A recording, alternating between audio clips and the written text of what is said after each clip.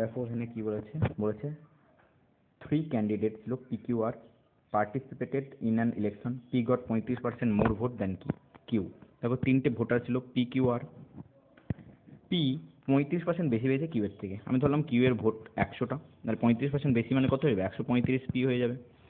সেরকমই এখানে বলে দিয়েছে আর গট 15% মোর ভোটার্স দেন কিউ, তাহলে আর কিউ এর থেকে 15% বেশি পেয়েছে, নাহলে 100-100-র উপরে 15% বেশি হলে কত হবে? 115 হয়ে যাবে। এবার এটাকে কাটাকুটি করে আমি ছোট করার চেষ্টা করি। 5 দুগুণে 10, 5 7 35, 5 20, 5 দুগুণে 10, 5 3 15, ঠিক আছে।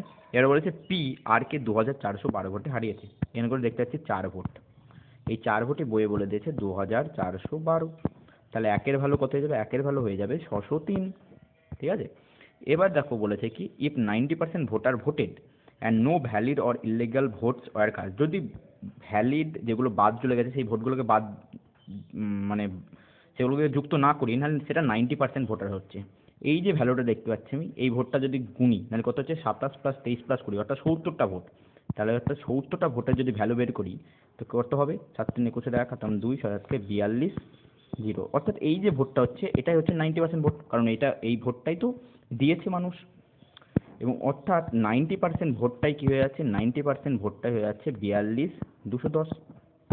ক্লিয়ার হয়েছে? এবার দেখো বলেছে what is the number of the voters of the voting list. দেখো ভোটিং লিস্টে কিন্তু 90% তো থাকবে না, ভোটিং লিস্টে 100%ই থাকবে। তার মধ্যে 10% বাদ চলে গেছে, 90%ই ভোট দেওয়া হয়েছিল, এবং 90% ভোট আমাদের বেড়েছে 42210। আমাদের বের করতে বলেছে 100%-এর ভ্যালু, তাহলে 100% কত হবে? 42210/90 ইন্টু 100, 0 0 কেটে যাবে, 9-এর সঙ্গে এটা কাটলে 4 9 36, 6 9 54, 9 9 81, 0, অর্থাৎ 46 90 ইন্টু 10 করলে কত হবে? 46,900। 46,900 হবে আমাদের টোটাল ভোট সংখ্যা। অর্থাৎ এইখানে করে অপশন নাম্বার এ হবে একেবারে সঠিক অ্যান্সার।